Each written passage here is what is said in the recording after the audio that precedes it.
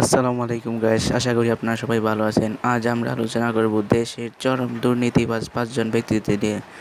আর যারা আমার চ্যানেলে নতুন আছেন তারা অবশ্যই একটি সাবস্ক্রাইব করবেন, যাতে সবার আগে আমার ভিডিওটা আপনাদের কাছে পৌঁছে যায়। তাহলে ভিডিওটি শুরু করা যাক। তাদের যে প্রাইভেসি সেটিংস কিংবা পলিসি। আজকে আমাদের লিস্টে প্রথমে রয়েছে ডিবি হারুন। আমি প্রথমে ওনাকে ভালো ভাবতাম, তারপর দেখি তিনিও নিজের স্বার্থ রক্ষার জন্য সরকারের পক্ষ নিয়েছে এবং ছাত্রদের সাহায্য করেননি। আজকে আমাদের লিস্টের দ্বিতীয় নম্বরে রয়েছে বিচারপতি মানিক। প্রধানমন্ত্রী প্রত্যেকে যারা আপনি কি আবু সাইদের মৃত্যুর ঘটনা দেখেছেন? আমি পুরোটাই দেখেছি। পুরো ভিডিও দেখেছেন? তারা যেভাবে আবু সাইদের হাতে কোনো আমাদের লিস্টে তৃতীয় নম্বরে রয়েছে আসাদুজ্জামান খান কামাল।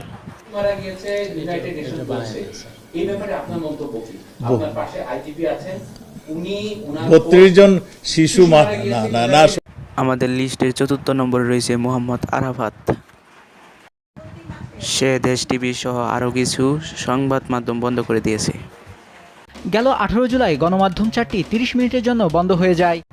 আমাদের লিস্টের পঞ্চম নম্বরে রয়েছে সুভাষ সিংহ রায়। বিএনপি রাজনীতি হচ্ছে খুনের রাজনীতি। ভিডিওটি শেষ পর্যন্ত দেখার জন্য সবাইকে ধন্যবাদ।